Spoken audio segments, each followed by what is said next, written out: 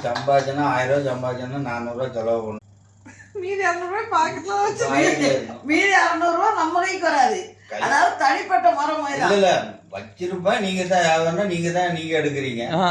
அதாவது வெளியில போயிட்டு வரணும் கொடுக்குறீங்க ஒரு கணக்கு கிடையாது. வீட்டுல இருக்கா அந்த காசு இப்ப அக்கௌண்ட்ல இருக்கு.